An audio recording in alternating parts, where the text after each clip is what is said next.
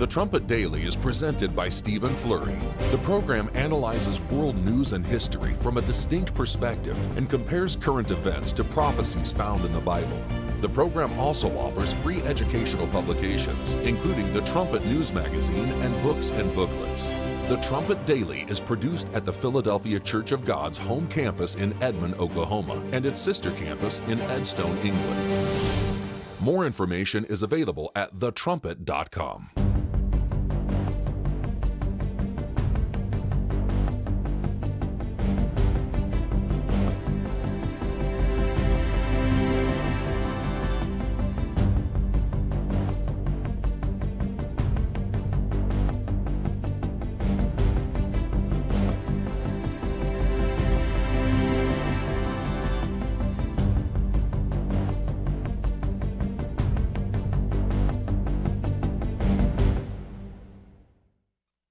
The Trumpet Daily program begins right now.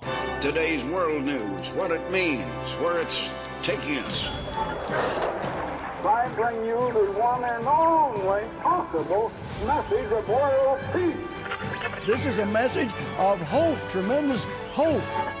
And he said unto me, you must prophesy again. The Trumpet Daily program begins right now.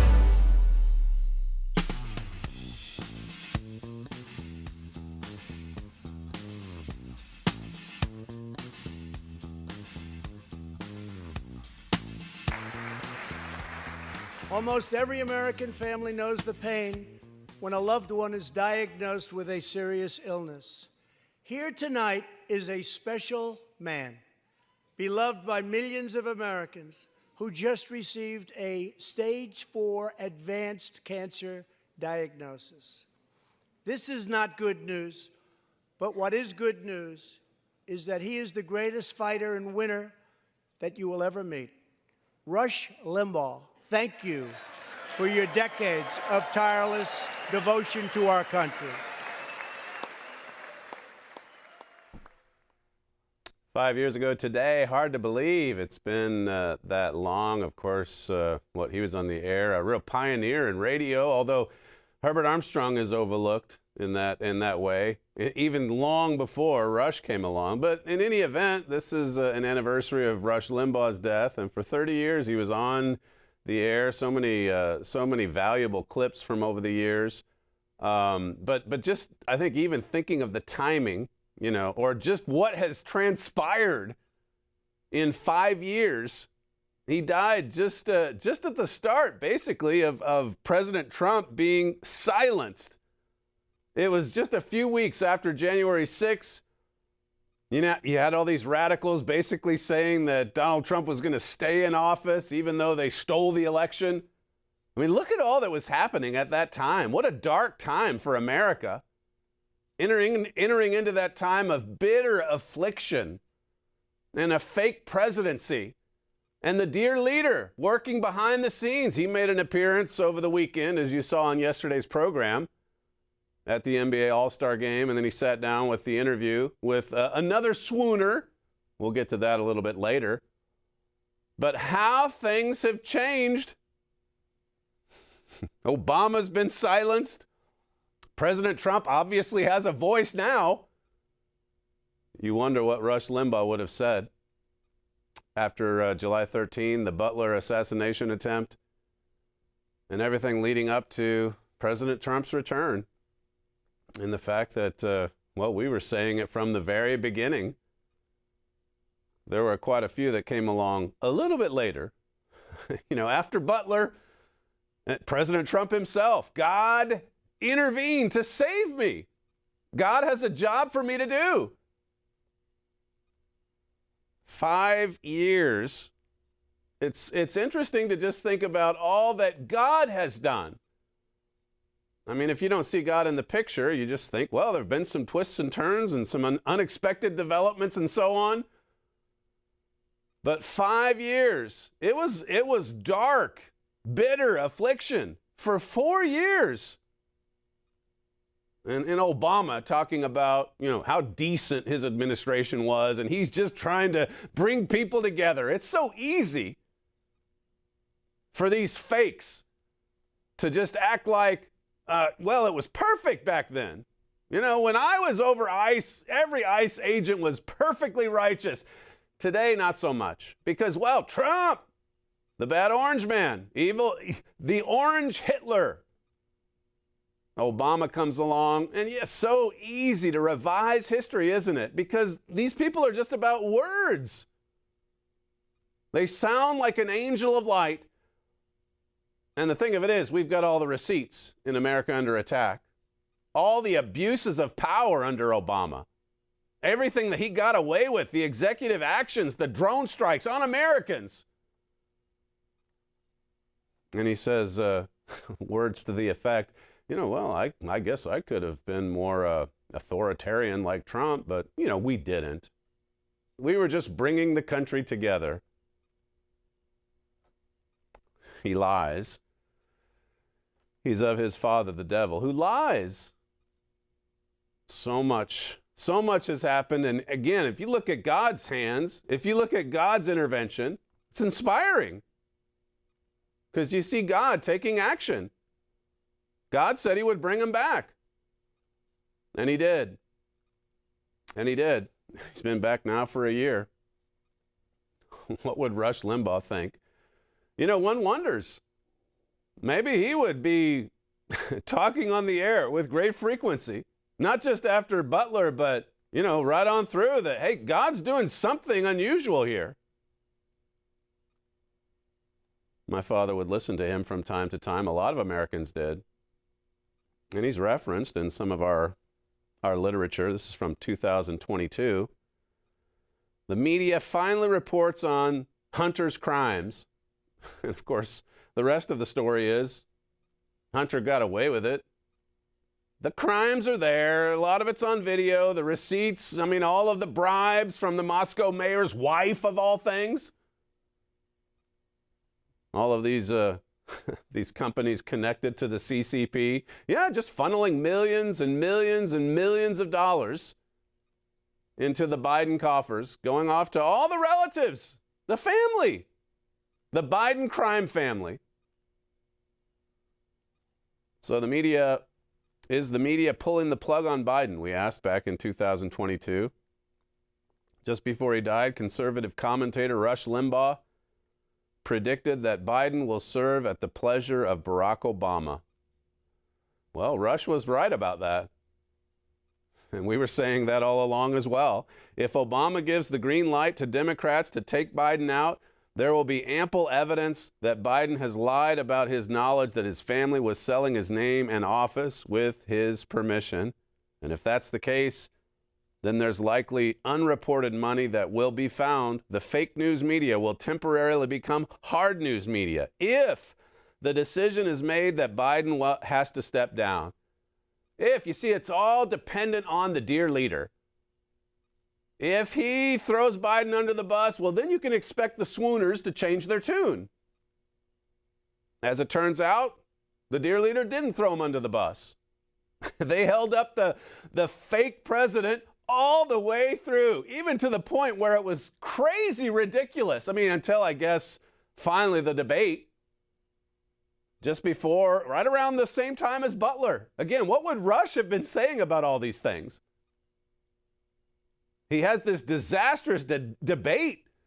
And then finally, as if on cue, they all threw him under the bus. But, you know, it was so close to the next election. Hey, let's just move on to Kamala. Forget about the Biden crimes. And so they hitched everything to Kamala Harris, of all people. And it went from bad to worse for the Democrat Party. They lost in a landslide. Obama was silenced. And all through these 5 years, I mean, who was it that was saying Obama would be silenced? That God would have to remove him based upon what's laid out there in Amos 7? Well, that would be this church, God's work. Standing alone after January 6th, when President Trump was silenced. We played a clip not that long ago. I think it was on this program. If not, I've played it in class. But this preacher that says that President Trump was supposedly a type of Jehu, and 3 weeks before the election, he prophesied that Trump would win. 3 weeks before the 2024 election. Well, we said it right after the steal, right after everyone, including Fox News and conservative commentators, said, hey, let's move on. Trump's history. Trump's not coming back. They didn't steal the election. Well, let's investigate it then. No, just forget about it. Just forget it. The court case has no standing. You remember all that was going on. And now here, 5 years on, we're seeing the evidence turn up, just like we did with Hunter Biden's laptop. But who's being held to account? Nobody. Nobody's going to prison. Nobody's been punished. I've been told clip 15 is ready. This is Rush Limbaugh on December 23rd, 2020, and he's signing off here, thanking his audience for their devoted support from over the years. Clip 15. That last call, that's reminds me how much I love all of you, how much I so appreciate everything you've meant to me and my family. You don't have any idea how. I know so many people think this program has changed their lives for the better. You have no idea what you all have meant to me and my family. The day is going to come, folks, where I'm not going to be able to do this. I don't know when that is. I want to be able to do it for as long as I want to do it. But the day will come where I'm not going to be able to. And I want you to understand that even when the day comes, I'd like to be here. Because I have this sense of needing to constantly show my appreciation for all that you have done and meant to me. And I hope that the things that are in store for all of us in the coming year are certainly better than what we have endured in 2020. I don't know too many people have enjoyed 2020. Probably some sickos out there who have, but 2021 has to be better. We're going to try to make it that way here at the EIB network. That was his last full year of life. I mean, what a year, as he said. Just go back to that for a moment, 2020. And he said there's some sickos probably did like it because, well, they used COVID to get rid of Trump. A worldwide pandemic. And then all these connections with the CCP and Tony Fauci and friends. A dreadful year in every respect, culminating in the steal, the election steal of 2020. And there he is at the end of 2020. I hope next year's better. Well, in the next year, Trump was silenced. Trump had no voice. And it was the beginning of the dear leader's puppet presidency, Barack Obama's third term. We said in the America Under Attack, this is what the 2 Kings 14 prophecy is all about. There was no helper for Israel. Do you see any help? It says, now even Rush Limbaugh, this is in AUA, now even Rush Limbaugh, a very influential man, who was unafraid of exposing the radical left agenda, has died. There is nobody, especially in Washington, who is a helper for Israel. There's no helper. And my father says even Rush Limbaugh, taken out of the way, is significant. God was using President Trump, but leftists stole the election, and he has been politically exiled.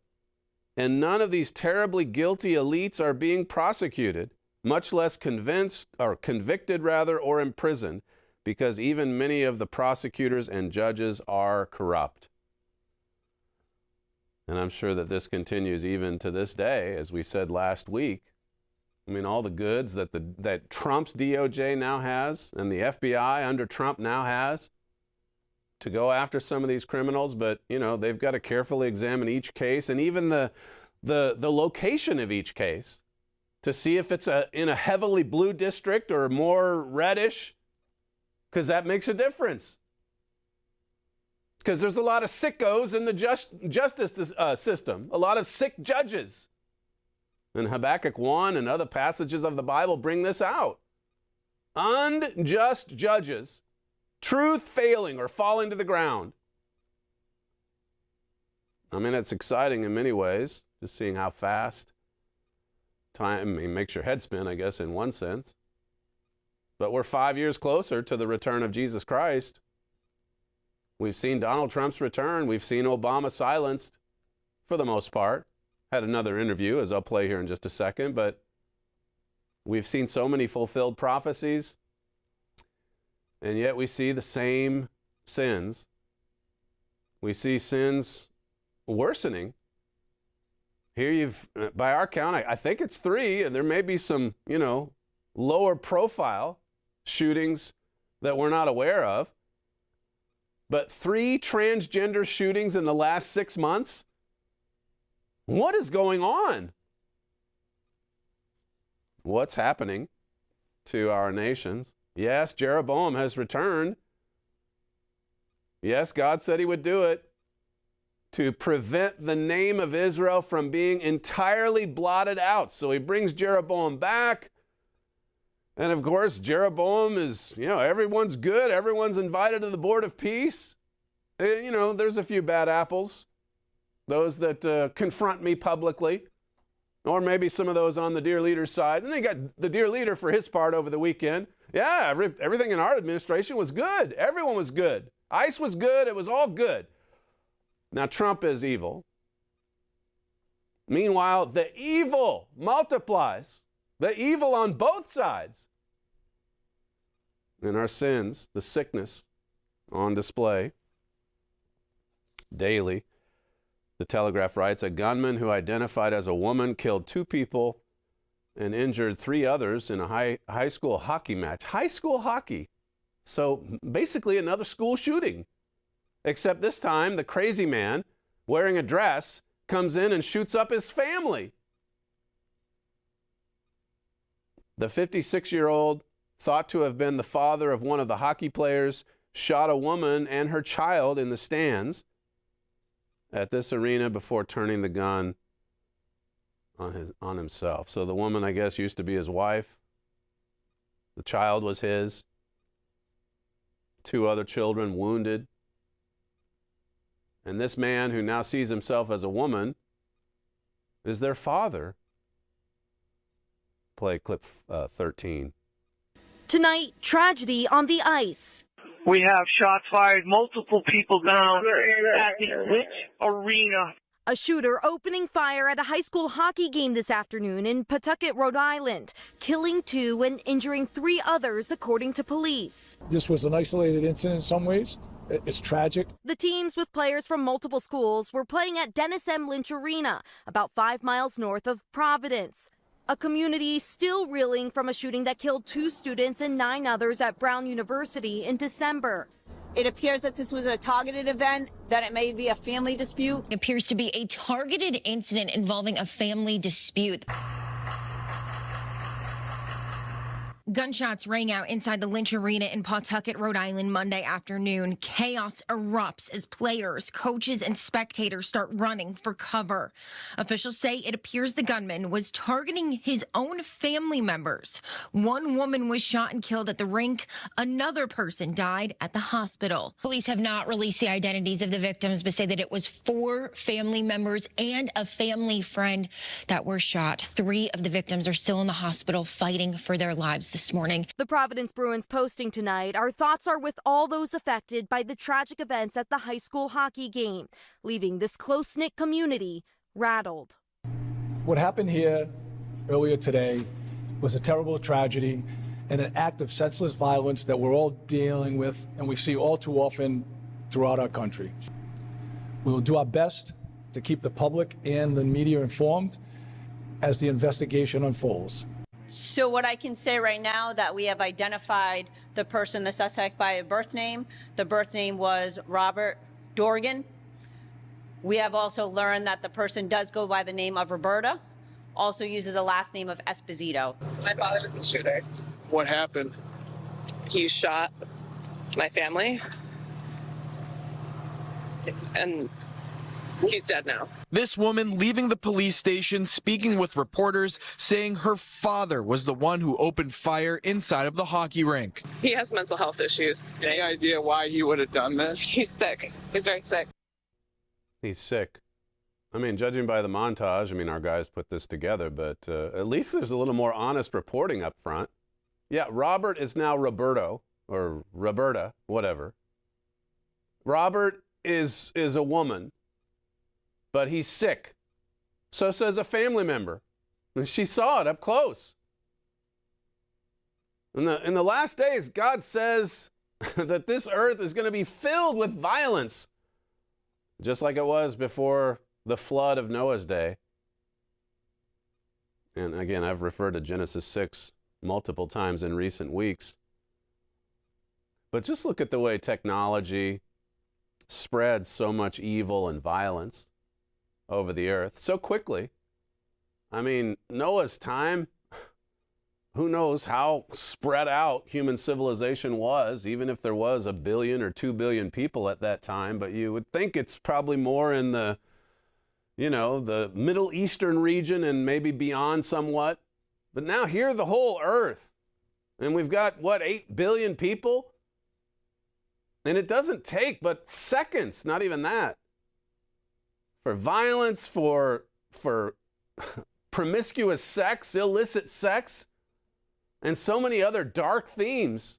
You look into the world of transgenderism, and nothing is darker. People opening their minds to the devil. You go back to Noah's day, though, God destroyed the world with water, an earth-wide flood. He baptized. Peter talks about the earth being baptized. It was cleansed from sin. There was just one family left. As I said in class last week, I mean, think of the advantages for human civilization coming out of the flood. You've got a righteous patriarch in Noah. Noah lived for 350 years after the flood. Think about that for a moment. It's easy to just think about the 600 years before the flood. And then it all kind of culminates, this glorious life serving God in building the ark and surviving the flood, miraculously protected from the flood. But Noah was alive for centuries. And it all started with his 3 sons and their families. And how different it could have turned out had their families looked to righteous Noah. Instead, you just get a couple generations in, Cush, and then Nimrod, and then this pagan Babylonian system, and then the Tower of Babel in Genesis 11, and then bam, we're right back to where we were before the flood. What does this say about human nature? How hard and stubborn it is, how insistent it is to go its own way, to reject the laws of God. And then you fast forward to where we are today. I mean, following the flood, God sent a rainbow, or he gave the sign of a rainbow to Noah, that he wouldn't do it again. Not with a covering flood of water. There's a flood of fire coming. We read about that in the New Testament, but I'll save that for another time. But here the rainbow is a symbol.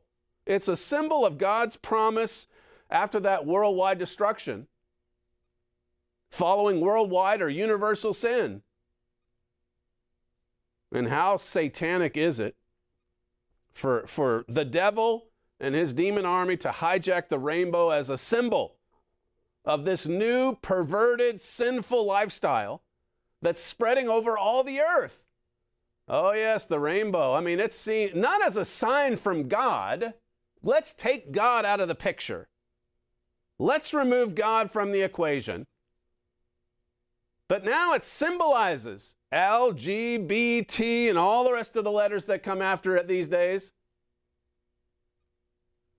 lesbianism, transgenderism, homosexuality.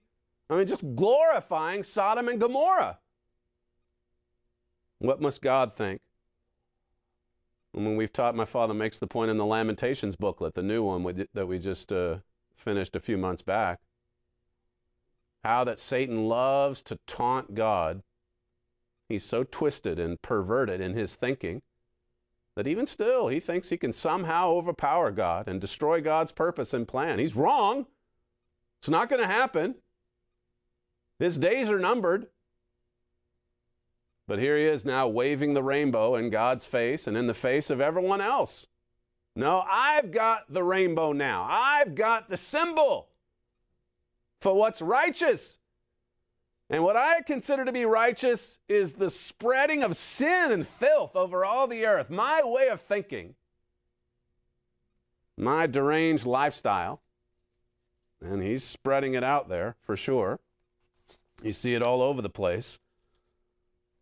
This is from, trying to find it, getting a little ahead of my notes here. April 2023 Trumpet, The Dangerous Rise of Demonism. 2 transgender men, this is from a few years ago, dominated world headlines by dressing as Satan for the Grammy Awards. One up-and-coming singer, also transgender, has the name of his favorite demon tattooed to his forehead. I think one of these shooters, not the one from over the weekend, but the one from a few months back. You had the Canada one more recently, as I covered last week. But the one from a few months ago, he had a picture in his journal. He had himself on this side. He's got a rifle strapped to his back, and then he's looking in the mirror. And who is he viewing in the mirror? Satan, of course. I mean, you can't get any more overtly into Satan worship than this particular lifestyle. I mean, human nature is deceitful and wicked above all things. And we all have it. And we all have to fight against it. But there's some perverse lifestyles that just open the mind wide to the devil and demonic influence. And that's what we're seeing. And so here we have another school shooting. And we'll move on until we hear about the next one. It says here, perhaps the most blatant evidence of demonism is seen in the rapidly rising transgender movement. Tomorrow's news today. I mean, you get some pretty good conservative commentary when things like this happen about just how evil and perverse and twisted and warped transgenderism is. But you don't get what you get at the Trumpet magazine. If you don't have a Trumpet subscription, make sure that you call our operators and request a free 1-year subscription. There's no cost, no obligation. Completely free. And you get it for 1 year. Perhaps the most blatant evidence of demonism is seen in the rapidly rising transgender movement. And the article cites 1 Timothy 4, verses 1 through 3, where it talks about doctrines of demons. Did you know demons have doctrines? They have teachings. A doctrine means teachings or instructions from God, if it's God's doctrine. But if it's doctrines of demons, their teachings are in their instructions from demons, from Satan. Yes, Satan has his educational agenda as well. As Herbert Armstrong explained in his book, The Missing Dimension in Sex, God created marriage and family for human beings for a profound purpose, to teach us wonderful truths about our potential to be born as sons of God. The demons have neither this potential nor the ability to reproduce themselves, and so they hate it. You can see why they target this community in particular, the LGBTQ community. Because family is not upheld. No, just the opposite. It undermines family. It destroys family. If everyone got caught up into this lifestyle, I mean, what would happen to the human race? Well, it's kind of obvious. LGBT individuals, especially transgender ones, are heavily represented in other open manifestations of demonism. I mean, that's just the truth. That's the truth. There's been 3, as I say, that we've counted. August 27, Robert Westman, he opened fire at that Catholic church in Minneapolis. Remember that one? I mean, it seems like years ago now. That was just back at the end of August. And then you've got the Canada shooting last week. Jesse, who said he was a girl, who said he was a woman. And now you've got Robert, who goes by Roberta. I mean, what are we doing to ourselves? In the Telegraph, it says here, a source at the Alcohol, Tobacco, Firearm Bureau said the gunman killed his wife and shot 3 of his children. Police have not confirmed the identities of the victims. A woman seen leaving the Pawtucket police station said the shooter was her father, who has mental health issues and was very sick. He shot my family, and he's dead now. You saw that in the montage there. In 2021, Dorgan was divorced by his wife a year after he told police he had undergone gender reassignment surgery. In 2020, Dorgan told the Providence Police Department that he had undergone gender reassignment surgery and that his father-in-law wanted to kick him out of his home because of it. The earth was filled with violence, and we're certainly seeing that. Back to that Trumpet article, it says there's a spiritual reality behind the rise of demonism, but there are other direct causes. Certain behaviors open up the mind to demons, and these are on the rise. You see, Satan's broadcast, it affects everyone, Ephesians 2:2. But as we bring out here, there are certain behaviors that open the mind. I mean, it's wide open to demonic influences. And these cases are on the rise, and the stats bear this out. It's time for us to wake up and to see what's happening to our nations, to see what we're doing to ourselves, to see what, in many cases, we're encouraging. I mean, these are the kinds of lifestyles that Obama and the Bidens and all these radical leftist Democrats, they are promoting and encouraging actively. And here you have the dear leader on TV over the weekend, just talking about how good everything is, or at least how good human nature is. Certainly not Trump, certainly not ICE under Trump, but for the most part, human nature is pretty good. This is clip 1. I'm traveling around the country as you're traveling around the country. You meet people. They still believe in decency, courtesy, kindness. So the rogue behavior of agents of the federal government is deeply concerning and dangerous. But we should take a moment to appreciate the extraordinary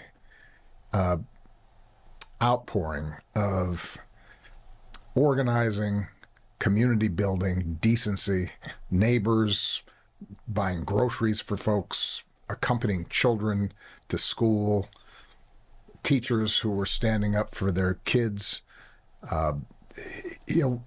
not just randomly, but in a systematic, organized way. All right, the man was cut off from the tree of life in Genesis 3, and we've been partaking of the tree of good and evil, the tree of the knowledge of good and evil ever since. There's some good in there. It's limited to the human capacity for good, which is innately selfish. But there's so much evil. And that's what people like this gloss right over. Yeah, people are buying groceries for one another. People are taking their kids to school or friends of their kids. What about the spread of evil? And then the only criticism he has is for, again, Trump and ICE. As if the ICE raids underneath Obama's watch were just perfect. Everything, then you throw in the media and the things they spotlight under Trump and the things they covered up under under Obama. Well, Biden too, obviously. Listen to this clip 3. I don't want us to simply duplicate the behavior of the other side. I don't want us to have a slash and burn strategy where we don't care about rule of law. We don't care about some of the guardrails around our democracy. We start lying and having no regard for the truth the way the other side seems to be comfortable with right now. Because if that's how we fight, then we lose what we're fighting for. Okay, the easiest commentary here is that you're the liar. But just to step back and to look at both sides, to look at their worldview, to look at what they consider to be good and what they consider to be evil. Everyone has a different definition, right? I mean, as I said, the Trump administration is out there saying everybody's invited to the Board of Peace. Everybody's welcome. We will put anyone in there, even if you're a terrorist organization. Doesn't matter because, look, dialogue can bring peace. And here's the dear leader for his part saying, everybody that I ever associated with, I mean, we were as pure as the driven snow, righteous through and through. You see why we need God's perspective. You see why we need the Holy Bible. The Bible is the instruction manual that God sent along with his product. I was just reading this morning. Look at Psalm 119. This is why I bring my hard copy, in case something pops into my little brain. Psalm 119 and verse 33, it says, "Teach me, O Lord, the way of your statutes, and I shall keep it unto the end." If you look at the Hebrew for end, a lot of times it's translated reward. I mean, teach me your ways and I'll hold fast to it. And there's a reward at the end, but I mean, there's also a reward right now for pleasing God, for obeying God. And those rewards come in the form of blessings. But we need to be taught. And you know, the other thing that is interesting about the Hebrew language here is the word for teach in verse 33. It's also translated as shoot, like an arrow, or aim, or fire. That's the way God's truth is. It's active. I mean, it talks in the Bible about the truth cutting and piercing because God's word is like a sword. You see why we need the sword. You see why we need God's instructions. You see why we need God's take.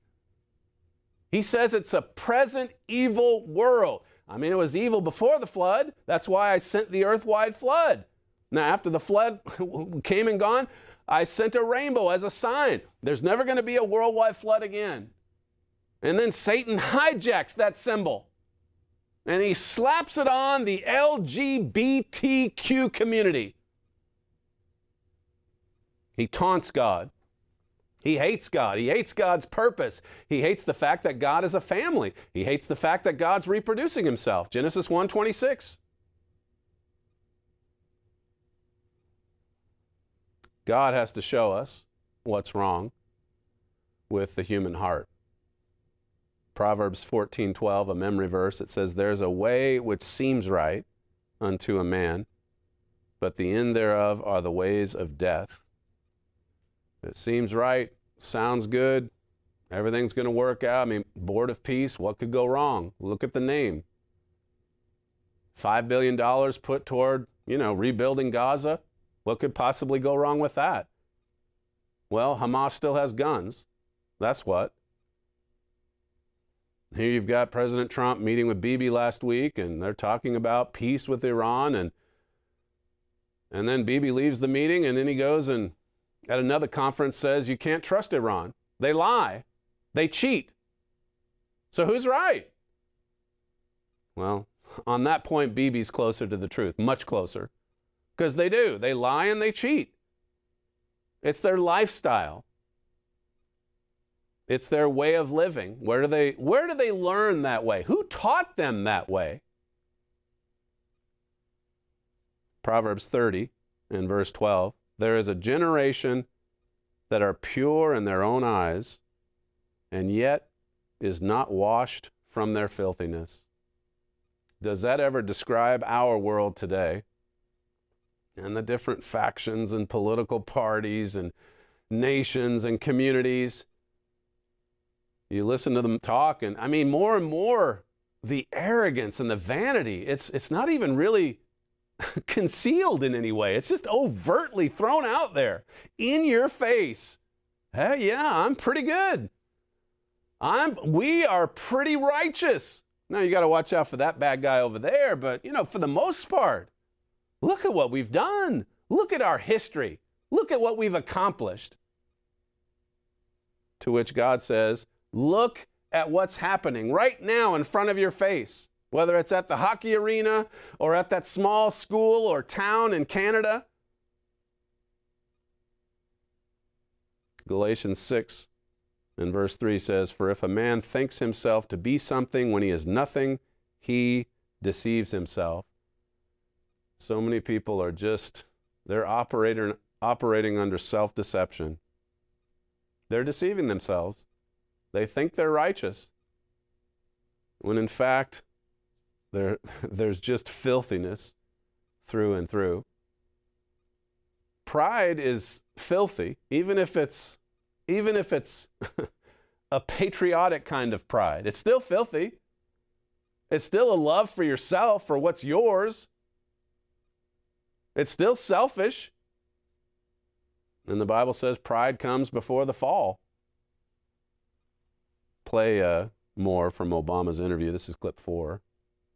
The reason I started with reminding ourselves, yes, we have a harder job, because sometimes I think we're tough on Democrats, saying, why aren't you being as mean and tough and nasty as they are? Well, it's when I was president of the United States, I suppose I could have simply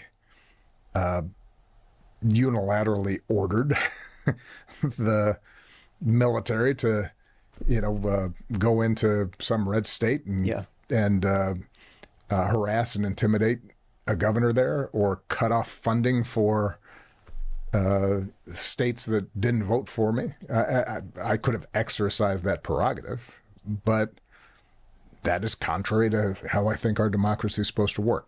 And I think we shouldn't get discouraged by the fact that we have a tougher job. Democrats are nice and courteous, and Republicans are, mean and nasty. Okay, got it. I think Sam Livingston brought this out yesterday.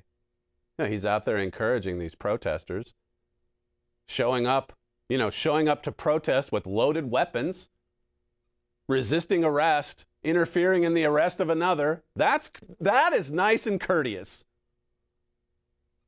And for ICE agents to defend themselves or to uphold rule and law, I guess that's mean and nasty.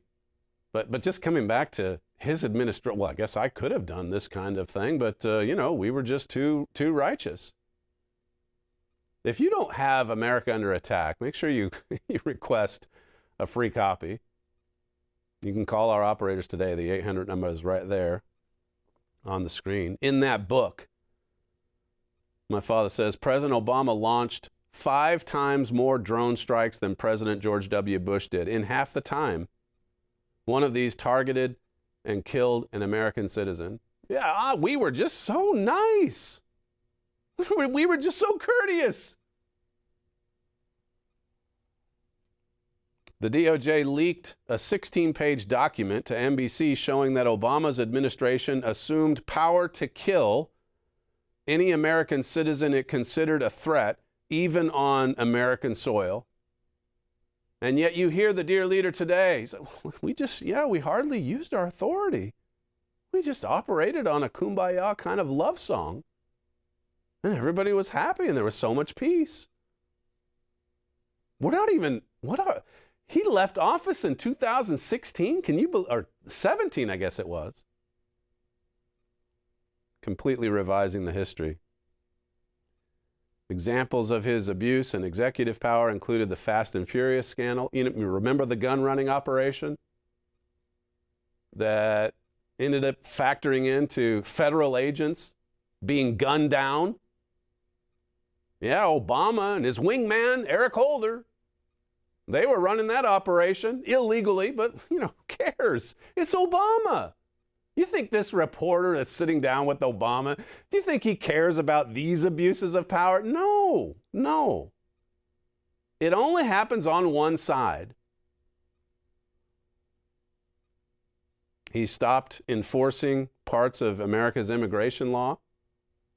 And then, of course, once he got, the fake president installed, then it was all set aside. I mean, the border was wide open.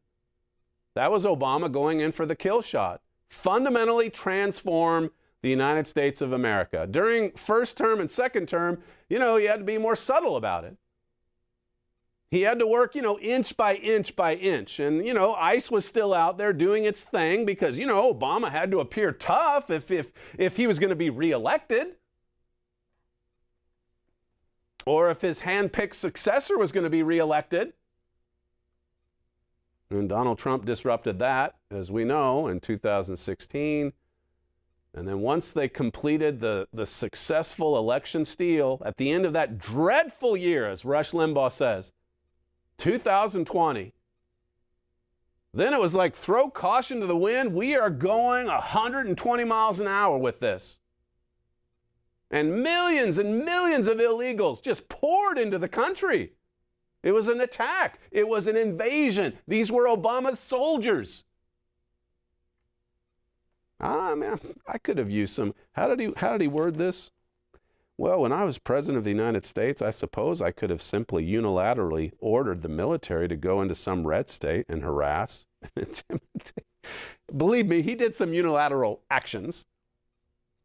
He took some executive actions that were authoritarian and dictatorial.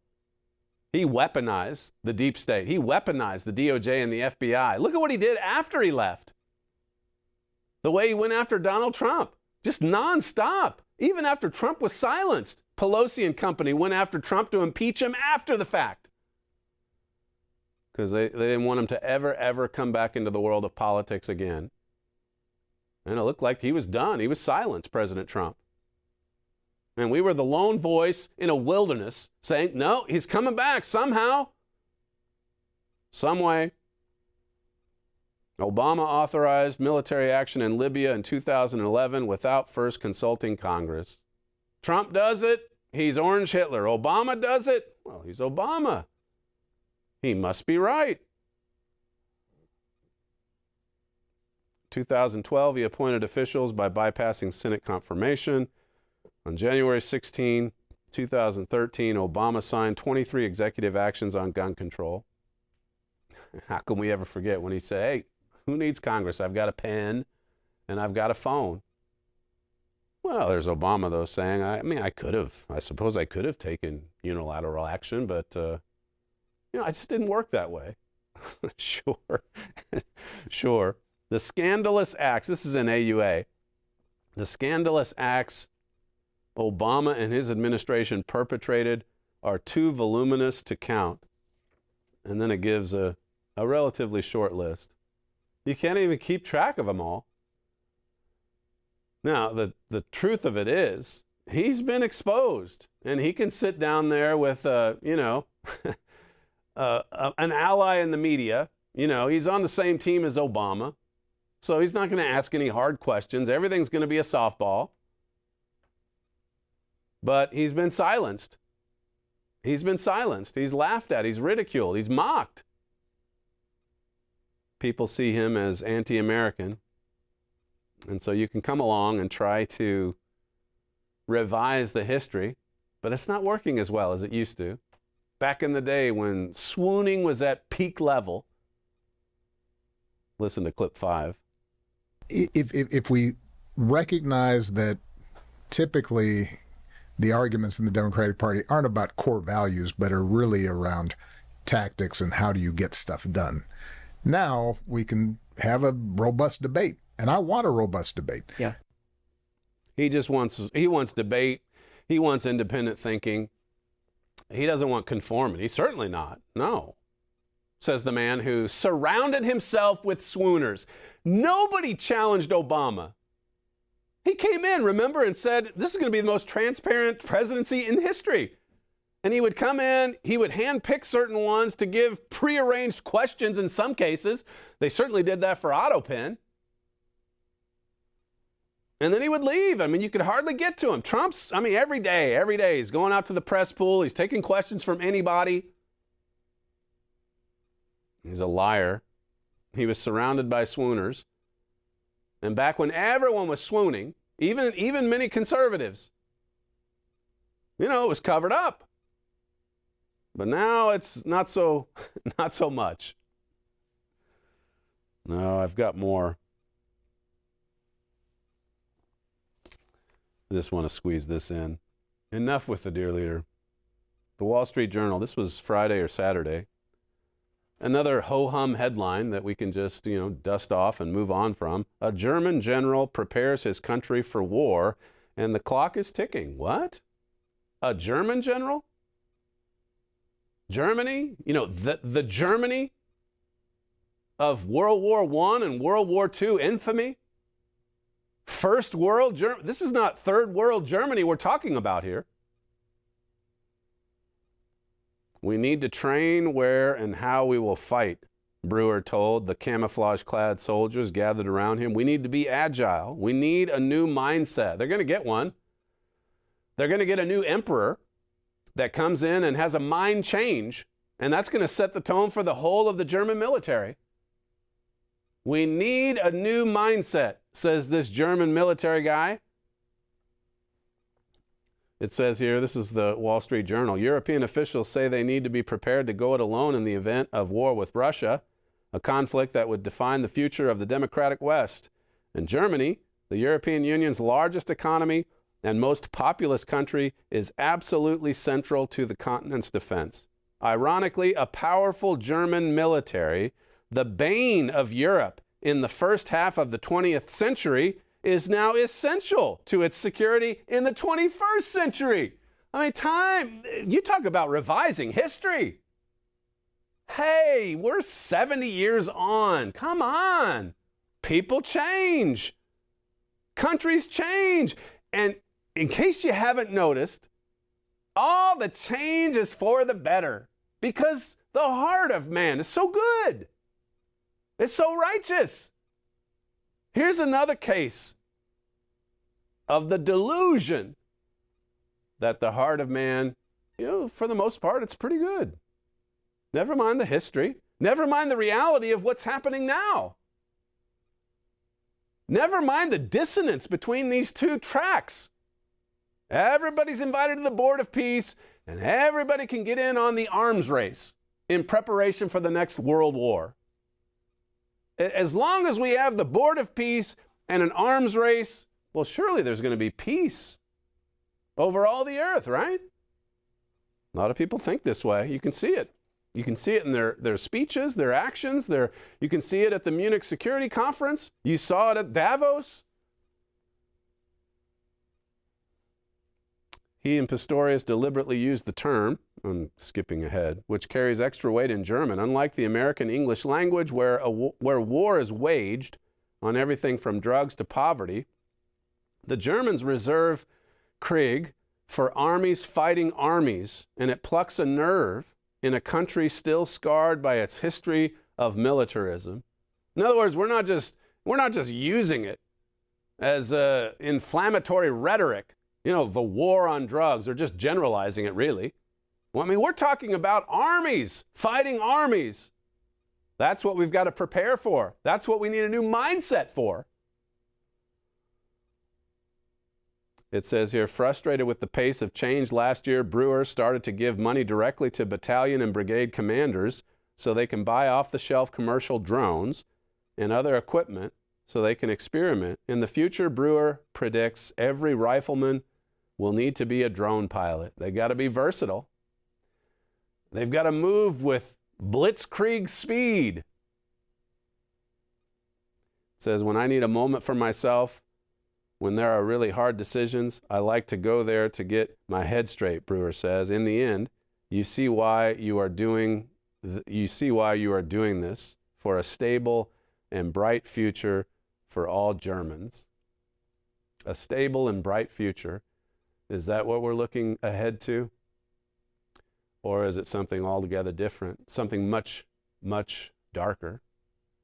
We've got all kinds of literature on the Holy Roman Empire and prophecy. If you haven't gotten those brochures or booklets, make sure you call our operators and request your free copies today. And also subscribe, if you will, to tomorrow's news today, the Trumpet magazine. That's all we have time for on today's show, the fastest moving hour in broadcasting. You're listening to Stephen Flurry, and this is the Trumpet Daily. Thanks for joining us today, and we'll see you tomorrow.